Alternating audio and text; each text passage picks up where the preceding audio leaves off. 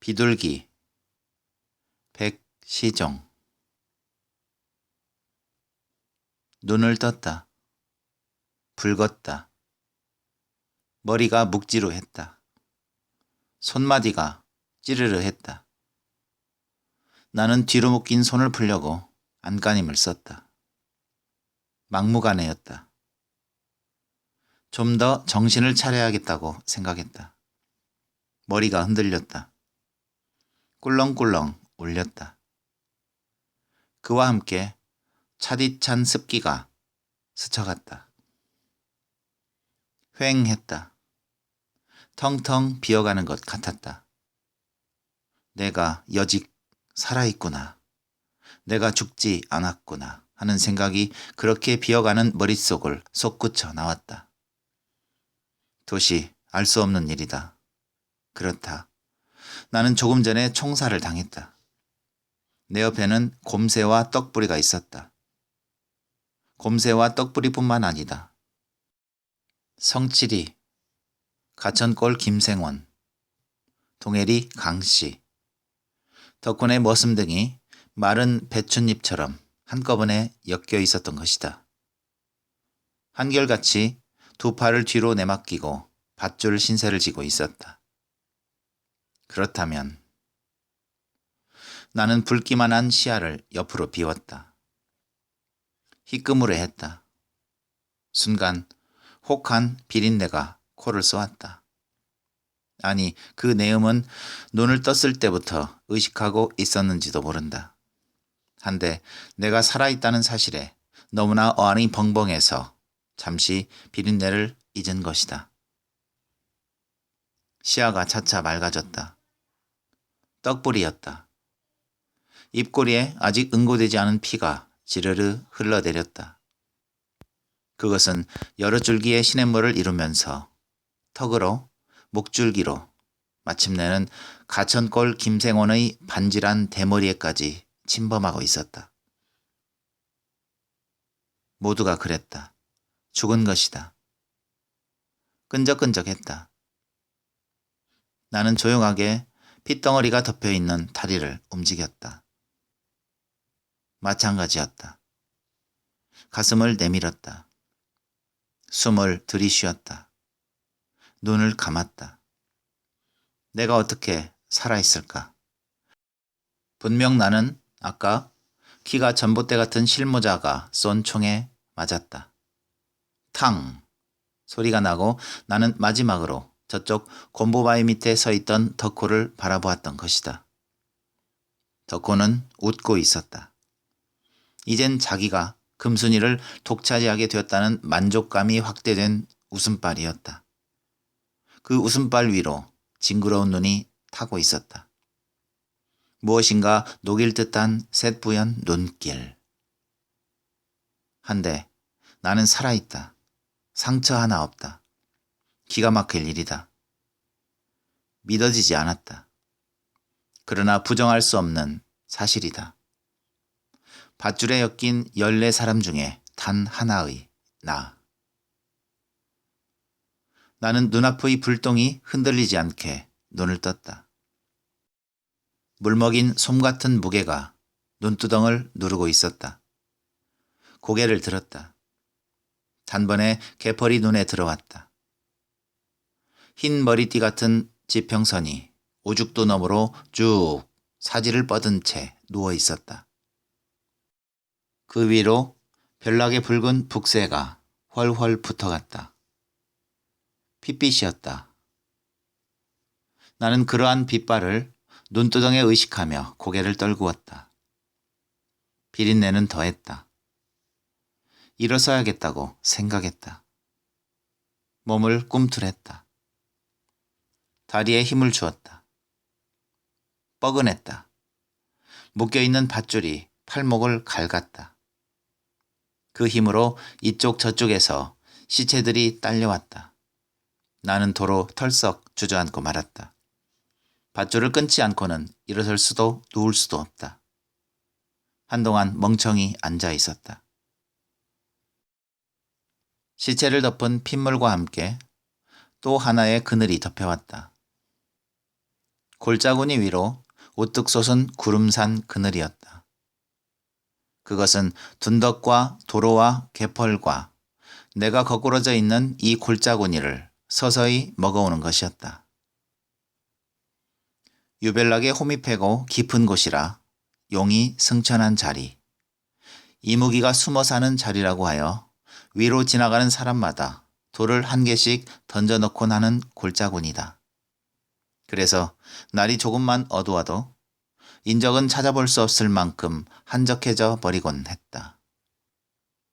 2년 전 반란 때 시체를 감회장했다 해서 더욱 그랬다. 갯바람이 기어올랐다. 자풀이 흔들렸다. 희뜩희뜩한 솔잎이 떨어져 내렸다. 갈대가 서걱이는 소리가 들렸다. 복새는 절정에 달해 있었다. 나는 또 한 번 살아있다는 사실에 대견함을 느꼈다. 전기처럼 온몸을 타고 흐르는 희열이 손끝을 찌르르하게 했다. 살아있다. 얼마나 신기한 일이냐. 얼마 전 실모자와 남모를 사수들에게 이곳으로 끌려왔을 때 나는 죽음이란 어두움에 휘말려 있었다. 어떻게 살아봐야겠다는 의식은 뒷공무니를 쳐버린 것이다. 그런데 살아있는 것이다. 흔히 말하는 구사일생이다. 10중에 9이 죽고 하나가 살아있다는 뜻이다. 나는 그것이 금순이를 덕후에게 빼앗기지 말라는 신의 섭리일이라고 생각했다. 금순이는 내 아내다. 너무나 사랑하는 내 아내다. 갸름한 얼굴이며 쭉 바르게 선 콧날이며 조용하게 붉어오는 뺨이며 입술이며 어젯밤 나는 그런 아내의 입술을 빨고 있다가 덕후와 같이 온 실모자에게 어이없이 끌려간 것이다. 덕후는 지금쯤 아내를 제 품에 품고 있을지도 모른다. 어젯밤 나의 경우처럼 조용하게 더워오는 그녀의 입술을 음미하고 있을 것이다. 나는 온몸의 신경을 손마디에 부여했다. 이 밧줄을 끊어야 한다. 그래서 내 아내를 품고 있는 덕후를 쥐도 새도 모르게 죽여 없애야 한다. 생각하면 벌써 녀석은 내 손에 죽었어야 했다. 한데 지금까지 난 녀석을 죽이지 못했다. 아니, 죽이기는커녕 녀석의 몸에 손가락 하나 대지 못한 것이다. 나의 소극적이고 빈약한 성격 탓이다. 하지만 이 밧줄을 끊고 나서는 다르다.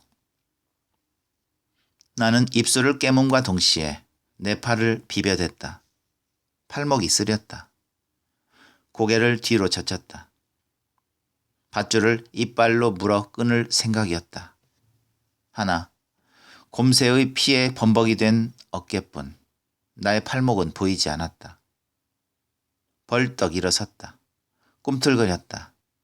몸을 좌우로 뒤흔들었다. 그 바람에 떡부리의 입에 괴어있던 피가 한꺼번에 쏟아져 내렸다. 또 다른 비린내다. 나는 새삼스럽게 붉고 뻣뻣하고 무거운 시체들을 돌아보았다. 머리끝이 오싹했다. 나를 보고 있었다. 덕분에 큰 머슴이었다. 희끄무리한 눈을 치뜨고 나를 올려보는 것이었다. 고정되어 있었다. 초점이 없었다. 하필이면 눈을 뜨고 죽다니. 나는 눈을 감고 말았다. 죽어있는 그의 시선이 비집고 들었다. 동시에 한 달 전 집마당에서 어깨춤을 추며 노래를 부르던 그의 얼굴이 떠올랐다. 그날은 내가 금순이와 결혼식을 올린 날이었다. 달무리가 바닷물에 반사되어 하얗게 묻어 들었다. 횃불이 그 위를 솟구쳐 올랐다. 검은 티들이 횃불의 자리를 바꿀 때마다 배를 띄운 집 사람들은 거의 모여 있었다. 횃불이 탈 때마다 칭칭이 소리가 불티처럼 허공을 뚫었다. 청년들이 마당을 빙빙 돌았다. 철썩이는 바닷소리는 유가 아니게 칭칭이를 뽑는 덕훈의 큰 머슴의 튼튼한 목소리가 달머리를 감아가고 있었다. 갱본에는 자갈도 많고 하늘에는 별도 많다. 치이나 칭칭 나아네. 보월처녀 보월총각 장가가고 시집간다. 치이나 칭칭 나아네. 수신님도 넘어보고 산신령도 넘어본다. 치이나 칭칭 나아네. 옥돌 같은 아들을 낳고 댕기 같은 딸을 낳아 천년만년 잘 성하소. 치이나 칭칭 나아네. 칭칭이가 신명을 낼 적마다 술이 없어지고 밤은 깊어갔다. 나는 안방에 금순이와 나란히 앉아 있었다. 금순이의 부끄러운 시선이 이쪽을 스며들었다. 가슴이 달아올랐다. 감개무량한 일이었다. 어려운 혼사였다. 따지고 들자면 금순이는 벌써 덕호가 데리고 살아야 했다. 금순이의 어머니인 하동댁이 그렇게 원했으니까. 하동댁은 덕훈의 집 부엌살이다. 금순이가 어렸을 적 혼잣몸으로 이 마을에 들어왔다. 마을 사람들은 그녀를 팔자가 센 여자라고 칭했다. 지금은 죽고 없지만 덕후 아버지인 최노인이 1년은 더 품고 잤을 거란 이야기도 있었다. 아마 그때는 내가 철이 덜 들었던 여름일 것이다. 숫제 삼백반스 하나만 입고 다녔을 때였으니까. 옷에 풋 간물을 묻힌다고 해서 어머니가 빳빳이 먹여주는 밀풀에 허벅지가 따끔거려 걷기가 불편했다. 나는 옷을 새로 갈아입고 나올 때마다 찾아가는 곳이 있었다. 사람이 잘 오지 않는 뱀바위 밑이었다. 깨끗한 냇물이 흘렀다. 나는 거기서 옷을 물에 축여 풀기를 뺐다. 그래야 마음대로 돌아다닐 수 있는 것이다. 그 통에 다른 아이들은 허벅지가 긁혀서 헐기 일쑤였지만 나는 항시 깨끗할 수 있었다. 그러나 아이들은 그렇게 헐어서 고름이 나는 것을 좋아했다. 밀려온 길피를 주워 먹기 위해 모이는 아이들이 놀기에 실증이 나면 젖은 모래에 다리를 뻗고 앉았다. 벌건 상처에 물파리가 모이기를 기다리는 것이다. 밥알 만한 파리들은 웬 떡이냐 싶어 무지개 같은 날개에 바람소리를 묻혀서 서너 마리씩 상처 주위로 모여들었다. 아이들은 한꺼번에 내리덮쳐 사냥을 했다. 잡히는 놈마다 날개를 뜯기고 제 사타구니 부근에서만 기어다니게 하는 것이다. 그때마다 아이들은 낄낄대곤 했다. 나도 따라 웃었다. 그렇지만 나는 그들처럼 파리를 잡아볼 생각은 없었다. 금손이가 싫어했기 때문이었다. 그래서 어머니 몰래 풀먹인 옷을 물에 담가 입었는지도 모른다. 그날도 여름날 치고는 무척 무더운 날씨였다. 물에 축축한 삼배 잠방이를 몸에 걸치고 일어섰을 때였다. 하동댁이었다. 그녀 뒤에 살찐 최노인도 서 있었다. 하동댁은 목화밭 고랑에 심었던 물을 시냇물에 씻고 있었고 최노인은 논물을 보러 나왔는지 쇠스랑을 들고 있었다. 최노인이 그녀를 껴안았다. 그녀는 물에 젖은 손으로 그 팔을 풀어내며 뭐라 중얼댔다. 보긴 누가 봐? 최노인의 물에 끓는 듯한 목소리가 쨍하게 울렸다. 따가운 햇볕에 드러난 최노인의 엉덩이는 유난히 희었다. 나는 손에 땀을 쥐고 처음부터 끝까지 그 자리에 서 있었다. 하동댁은 일이 끝나자 목화밭 물을 씻듯이 최노인의 그것을 주물러주고 자신의 사타구니도 훔쳐내는 것이었다. 나는 그날 밤 통 잠을 자지 못했다.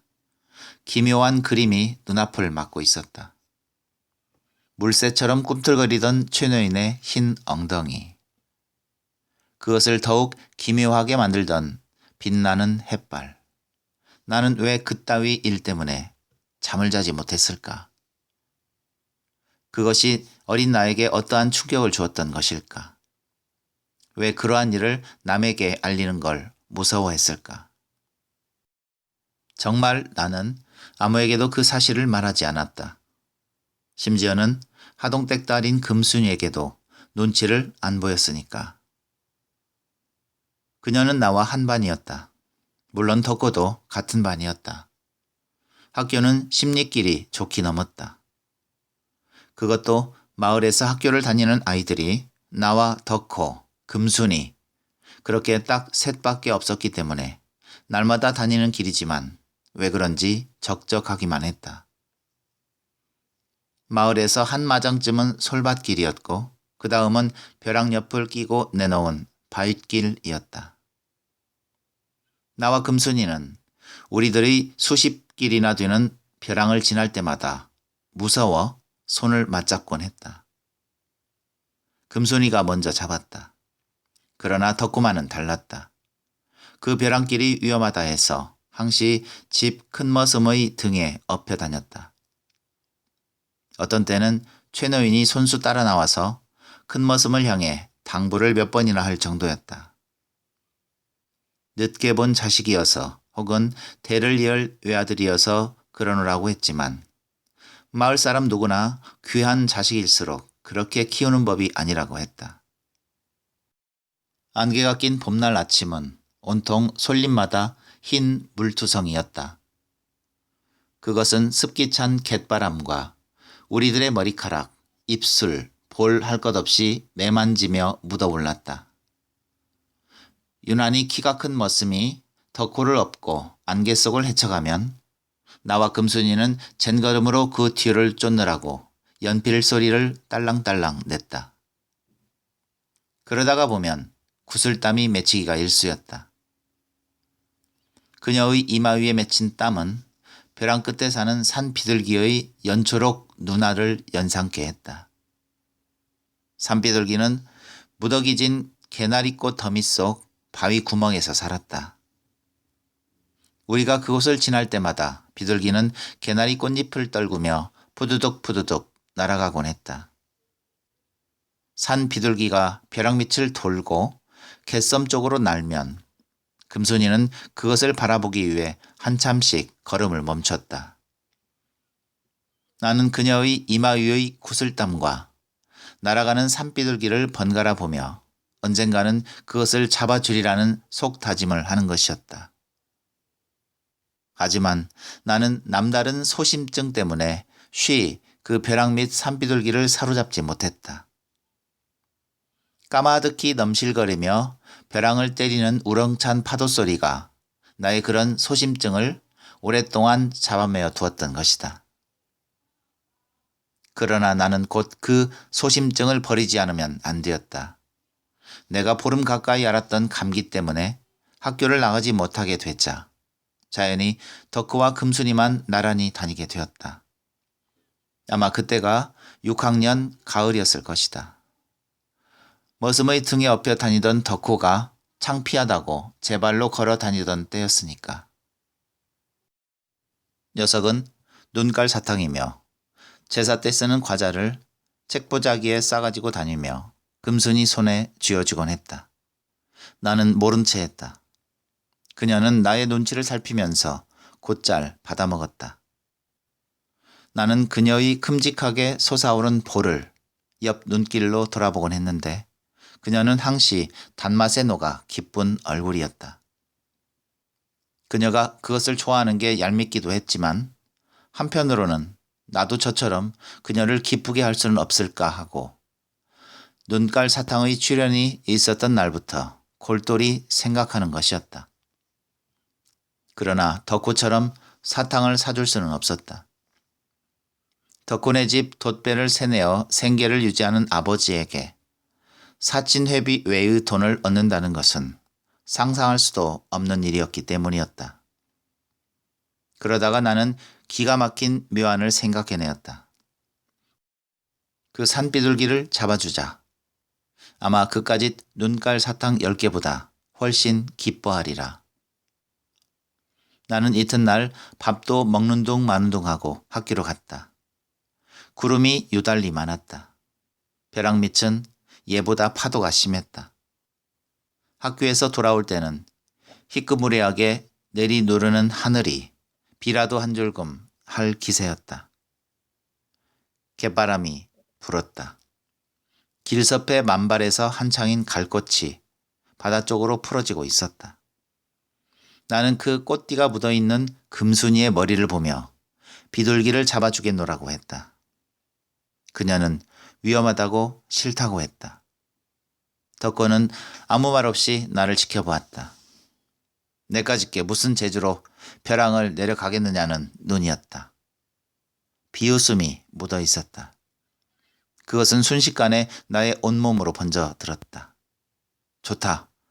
꼭 비둘기를 잡아 보이자. 그래서 덕호 눈초리를 10개 만들어 주리라. 나는 책보자기를 금순이에게 억지로 맡겼다. 그리고 벼랑 아래를 내려다 보았다. 푸르끄름한 바닷물이 하얗게 부서지고 있었다. 눈을 딱 감았다. 벼랑을 내려갔다. 다리가 부들부들 떨렸다. 개나리 더미로 파묻힌 바위구멍에 보라색 털이 나부끼고 있었다. 나는 그 구멍에 손을 들이밀었다. 물컹했다. 잡았다는 환희감이 치솟았다. 끌어냈다. 순간 나는 머리끝이 쭈뼛하는 놀라움에 그것을 뿌리치고 말았다. 뱀이었다. 새끼줄처럼 기다란 몸뚱이에 검고 붉은 점이 박혀 있었다. 뱀은 포물선을 그리며 벼랑 아래로 떨어져 갔다. 그때의 그 놀라움에 익혀진 열기는 지금도 나를 감싸는 것이다. 묶인 팔목을 통해 짙게 스며오는 것이다. 그것이 짙어지면 짙어질수록 이곳을 빠져나가야 한다는 생각은 더했다. 밧줄을 끊어야 한다. 그래서 이 시체구덩이의 골짜기를 벗어나야 한다. 그녀를 음미하고 있을 덕후 녀석을 싹 죽여 없애야 하는 것이다. 생각 같아서는 덕후뿐만 아닌 실모자 그리고 초등학교 교무실에 턱 걸터 앉아있던 군복 녀석들도 한꺼번에 처치했으면 마음이 후련할 것 같았다. 나는 또 한 번 손목에 힘을 주었다. 막무가내였다. 북새가 천천히 움직이고 있었다. 하늘을 쳐다보았다. 어느새 저렇게 모였을까. 그날 뱀을 잡아낼 때 끼었던 검정 구름이 덮여 있었다. 구름의 속도는 빨랐다. 저렇게 계속되었다간 순식간에 바다를 먹을 게다. 어쩌면 소나기일지도 모른다. 한 열을 쏟아져라. 싹 쓸어버려라. 나는 다리를 들고 몸을 돌리기 위해 어깨를 비틀었다. 하지만 그렇게 되지 않았다. 나를 묶어놓은 밧줄이 너무나 든든하기 때문이다. 엎드리다시피 했다. 턱으로 흙을 긁었다. 흙가루가 또르르 굴러내렸다. 신기하게 그것은 눈을 치던 덕훈의 큰 머슴의 흰 창 속으로 박히고 있었다. 눈을 감았다. 어두웠다. 팔을 뒤흔들었다. 움쩍도 안 했다. 시체 때문이다.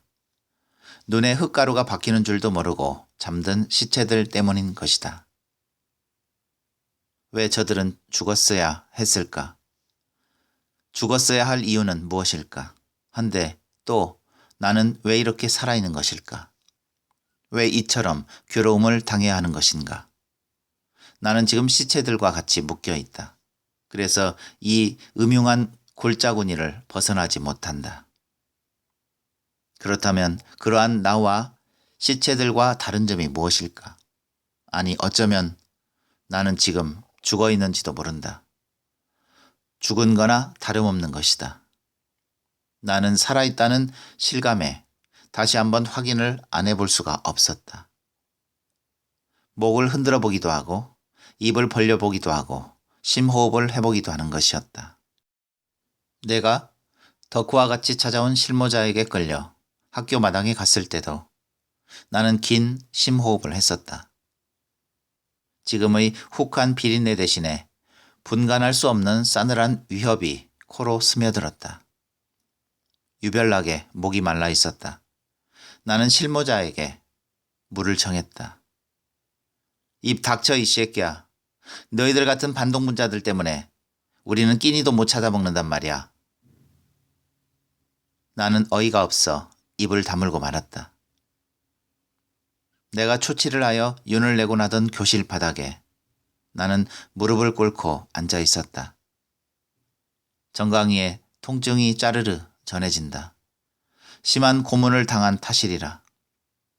덕훈의 큰 머슴도 아랫도리가 불편한지 얼굴을 잔뜩 찌푸린다. 나는 그를 똑바로 쳐다볼 수 없다. 한 달 전 나의 잔치에 참석하여 춤을 추었다고 해서, 또한 금순이와 나의 사이에 끼어 결혼식을 올리기까지 많은 도움을 주었다고 해서 덕후에게 미움을 받았고 마침내는 나처럼 실모자에게 끌려온 것이다. 그가 왜 주인격인 덕후 편에 들지 않고 가난한 나를 좋아했는지 나 자신도 확실히 모른다. 그냥 나도 그를 무척 좋아했을 뿐이다.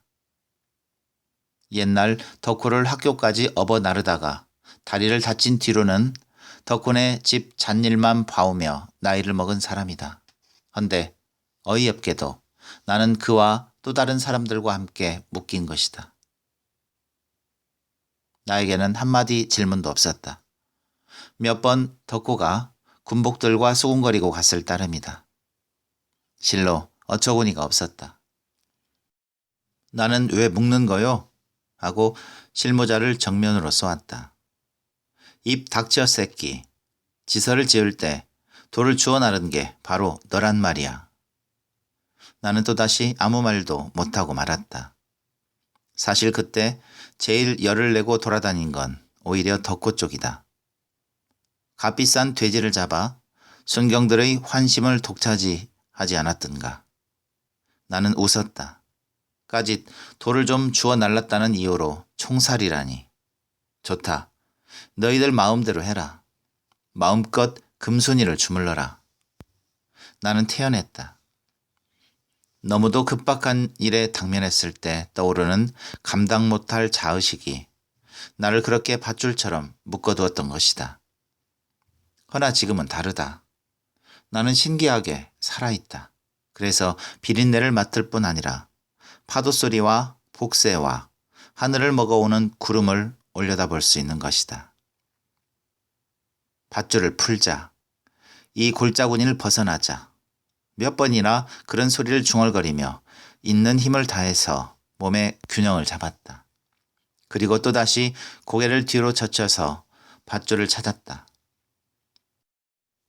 만약 밧줄이 이빨에만 닿는다면 단번에 끊어 없앨 작정이었다. 그러나 나의 목은 그리 길지도 못했고 밧줄 또한 편리하게 내 이빨 근처에 메어져 있는 것이 아니다. 나는 이를 득득 갈았다. 덕부리의 어깨를 물어 올렸다. 범벅이 된 핏덩어리가 이새를 통해 목구멍으로 넘어왔다. 허리춤에서 뭔가 툭 하고 떨어졌다. 담뱃갑이었다. 핏물에 흠씬 잠겨 있었다. 갑자기 담배 생각이 났다. 태우고 싶다. 빨고 싶다. 나는 무척 담배를 즐기는 편이다. 그래서 밤이면 꼭 머리맡에 담배를 챙겨두어야 잠이 왔다. 금순이와 첫날 밤을 지낼 때도 그랬다. 통 잠이 오지 않아서 엎드려서 담배만 태웠다. 잠이 안 와? 그녀가 가녀리게 말했다. 먼저 자. 무슨 생각을 해? 아무것도 아니야. 그녀는 뜸을 두었다가 다시 입을 열었다. 아무리 생각해도 내가 잘못했어. 훈이에게는 나보다도 더 좋은 사람이 필요했을 건데 난 그런 자격이 없는 여자야. 나는 그때 그녀의 입을 막았었다. 그녀의 입술은 달았다. 그 입술로 짜디짠 물기가 흘러들어가고 있었다. 그녀는 무슨 이유 때문에 그처럼 흐느꼈던 것일까? 그녀의 어머니인 하동댁이 덕호의 아버지와 몰과에서 엉덩이를 보이던 것을 상상한 것일까? 아니면 덕호의 애꿎은 장난 때문일까? 아무튼 그녀는 울었었지. 감격의 눈물이었는지도 모른다. 나는 그녀의 모든 것을 점차로 차지해 갔다. 알맞게 달아있는 몸뚱이를 내 가슴 깊이 품어 안았다.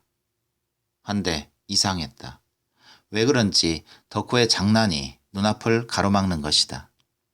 최노인의 흰 엉덩이가 물새처럼 눈앞을 짓누를 때 모양. 산비둘기 집에서 뱀을 잡아냈던 날 밤, 나는 심한 열이 나서 헛소리를 할 정도로 알았다. 어쩌면 뱀을 잡았다는 놀라움보다 실망과 무서움에 차 있던 눈빛, 덕후의 비웃음 등이 더 나를 괴롭혔는지도 모른다. 열기 띤 악몽 속에 온 밤을 보내고 난 아침, 나는 또 다른 생각에 골똘해 있었다. 어머니가 말리는 것을 뿌리치고 책 보자기를 챙겼다. 그리고 어머니를 졸랐다. 아직 돌아오지도 않은 사친회비 타령을 한 것이다. 어머니는 신경질을 냈다. 책 보자기를 빼앗아 마루 구석으로 내던졌다. 나는 찍찍 울었다. 어머니는 혀를 끌끌 차며 사립을 나갔다. 덕훈의 집을 찾아간 것이다. 나는 돈을 받아들고 줄다름질을 쳤다. 30리 길이 훨씬 넘는 읍내 장으로 직행한 것이다. 책 보자기를 딸랑거렸다. 장터를 헤집고 다녔다. 그러나 내가 찾는 물건은 보이지 않았다. 거의 한낮이 기울 무렵에야 겨우 구할 수 있었다. 산 비둘기였다. 약으로 쓰는 거라고 했다. 한 쌍이었다. 얼마나 반가웠는지 몰랐다. 책보자기는 등에 싸매고 두 마리의 비둘기는 가슴에 안아들었다. 집으로 달렸다. 밤새 아팠던 골치가 텅텅 울렸다. 짧은 가을 해가 벌써 바다 쪽으로 기울어 있었다. 바위를 기어오르는 파도 소리가 을씨년스러웠다. 벼랑길을 접어들었다. 벼랑 아래는 언제 봐도 아찔했다. 그 뱀은 살았을까? 비둘기를 잡아먹었으니까 날 수도 있을 테지. 날개가 달린 뱀? 나는 침을 벼랑 아래로 내뱉었다. 뱀이 사람의 침을 무서워한다는 말을 들었기 때문이다. 죽어라, 죽어, 퇴. 나는 계속해서 침을 뱉어냈다. 입안이 텁텁했다. 비둘기가 남겨놓은 깃털이 하늘거리고 있었다. 나는 가슴에 안긴 따스한 비둘기를 내려보며 뛰었다. 마을이 가까울수록 가슴이 두근거렸다. 금순이는 비둘기를 보고 얼마나 좋아할까. 두 마리를 한꺼번에 안겨줘야지. 그러다가 나는 걸음을 멈추었다. 솔밭 쪽에서 훌쩍이는 소리가 들렸기 때문이다. 금순이었다. 갈대를 해지고 들어갔다. 그녀는 잔풀머리에 머리를 파묻고 흐느끼고 있었다. 혼자였다. 한 손을 사타구니에 집어넣고 있었다. 나는 어쩔 줄을 몰랐다. 그녀가 나를 돌아보았다. 눈두덩이 빨갰다. 그때 나는 그녀의 다리 근처에 버려져 있는 꼬챙이를 발견했다. 끝에 피가 묻은 꼬챙이였다. 덕후의 지실이라. 나도 모르게 얼굴이 화끈 달아올랐다. 그와 함께 아직 어린 나의 아랫도리가 지켜지는 것이었다. 나는 줄곧 그 꼬챙이와 그녀가 집어넣은 손끝의 사타구니를 번갈아 보고 있었다. 그리고 덕후가 그곳을 후비는 모양을 떠올렸다. 무엇인가 발끝에서부터 확 번지어 오르는 것이 있었다. 분노였다. 그녀가 어깨를 심히 들먹이면 들먹일수록 그것은 더욱 큰 넓이로 나를 에워싸는 것이었다. 더러운 자식, 더러운 자식. 나는 아까처럼 침을 뱉었다. 그러면서 그녀에게 2마리의 비둘기를 날아가지 않게 안겨주었다.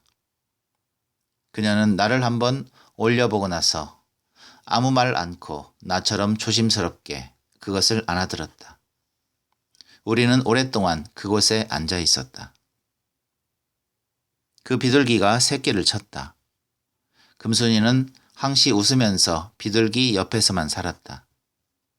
비둘기가 금순이 같기도 했고 금순이가 비둘기 같기도 했다.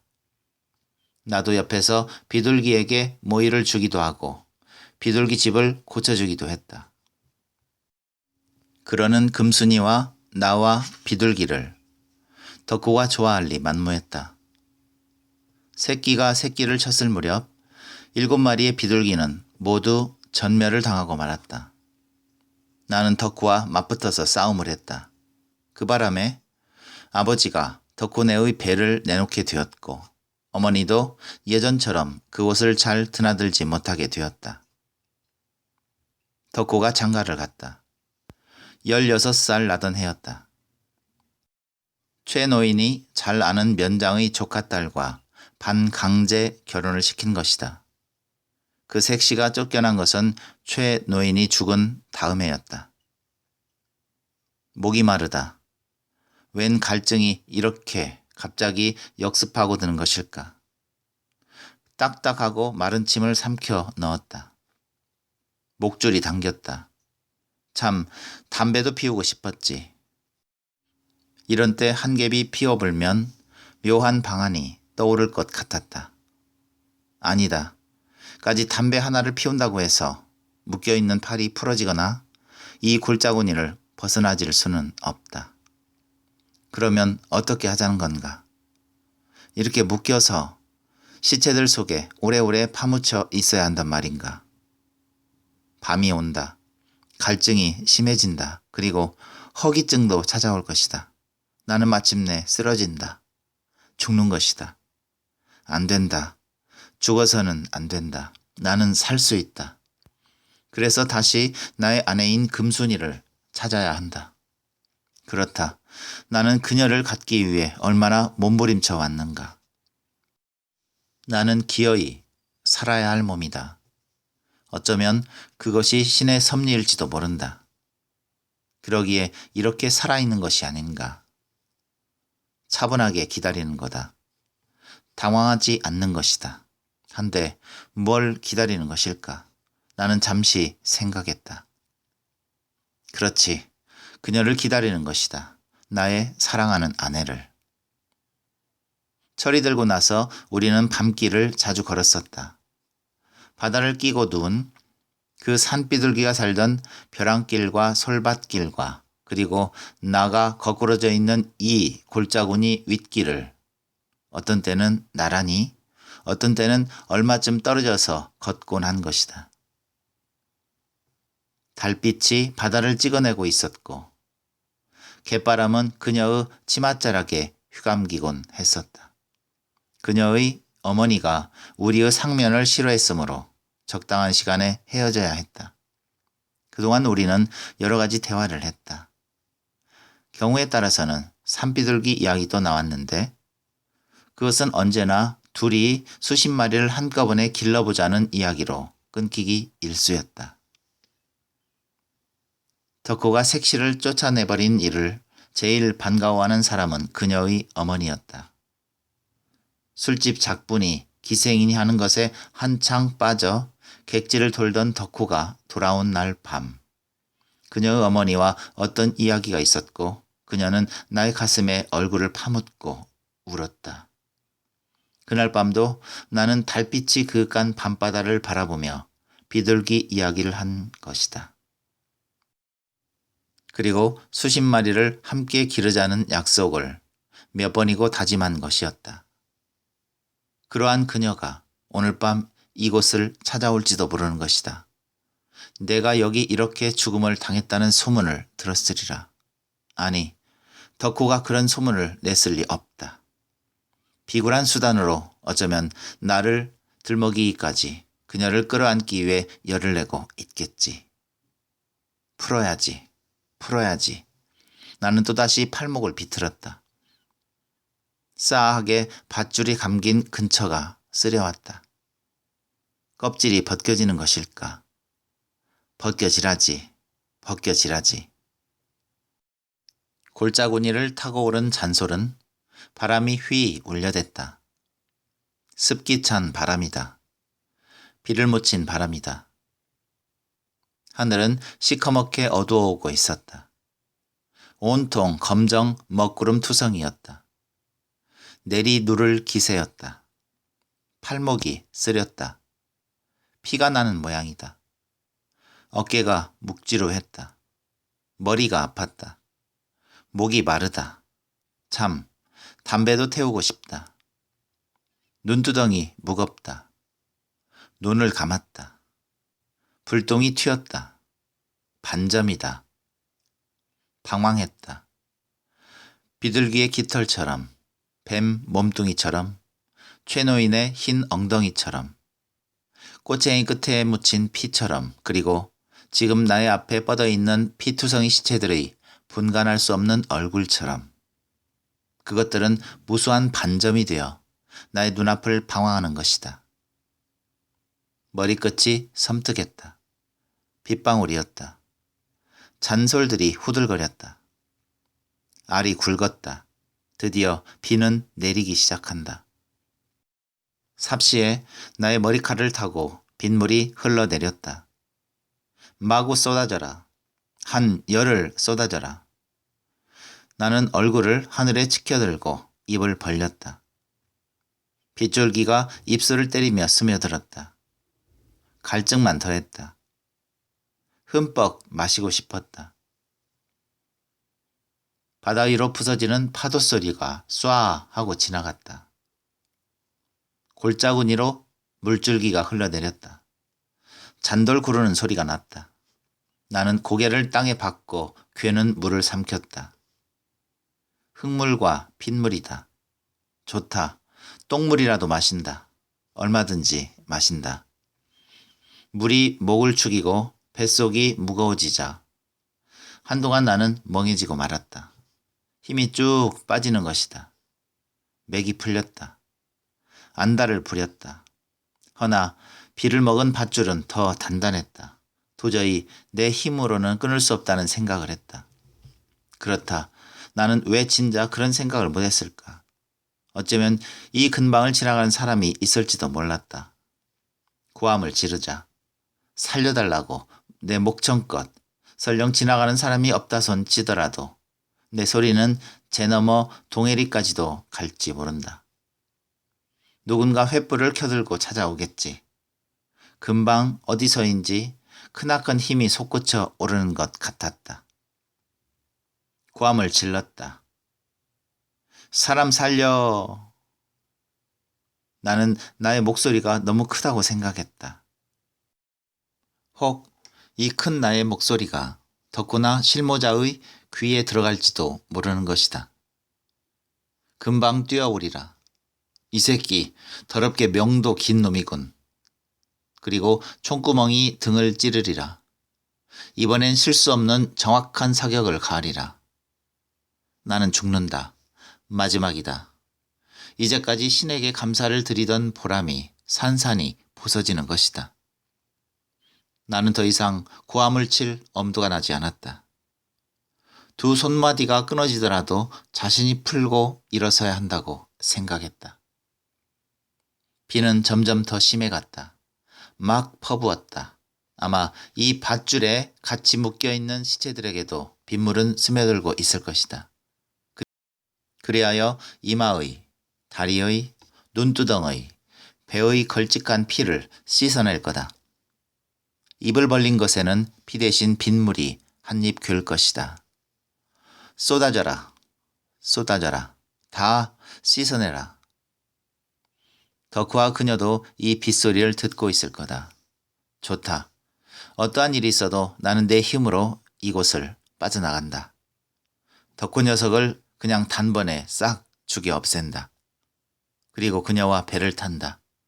아무도 없는 무인도를 찾아간다. 나는 고기를 잡고 그녀는 밭을 치고, 나는 집을 짓고 그녀는 아기를 낳고, 또 수십 마리의 비둘기를 기르며 우리만의 세상을 산다. 아무도 간섭은 안 할 것이다. 아니, 못할 것이다.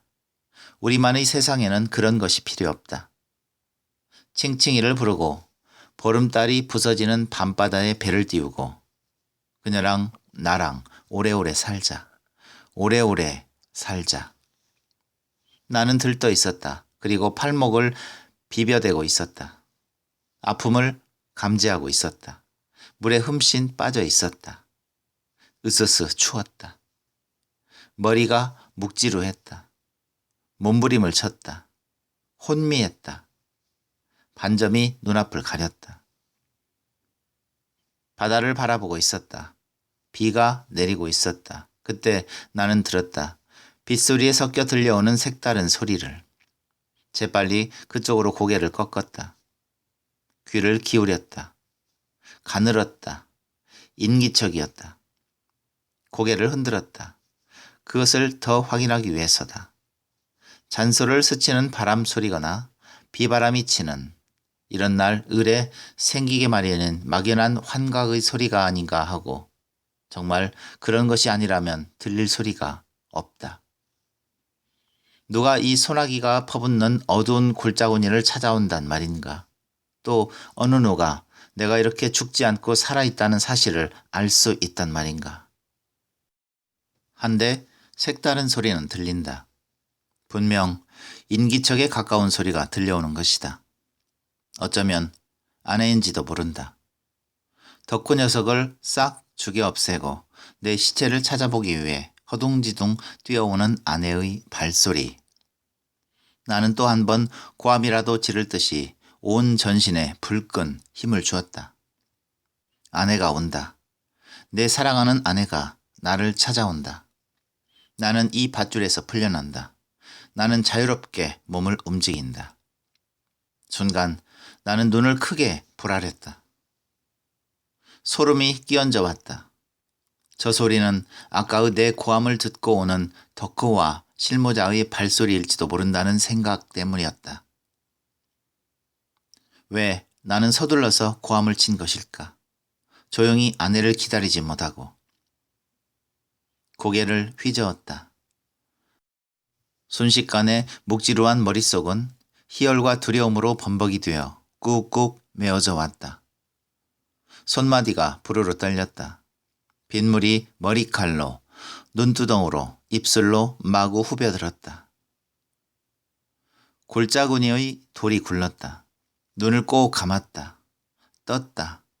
보았다. 이쪽으로 성큼성큼 다가오는 조심스러운 하나의 그림자를, 그리고 비바람에 펄럭이는 눈 익은 치맛자락을. 이상하게도 그 순간 나는 아무 소리도 아무 움직임도 할 수 없었다. 멍청이 시선을 돌려 하늘을 올려보고 있었다. 하늘에는 비둘기의 깃털 같은 비 안개가 서서히 움직이고 있었고, 그 속으로 빗발은 계속해서 쏟아지고 있었다.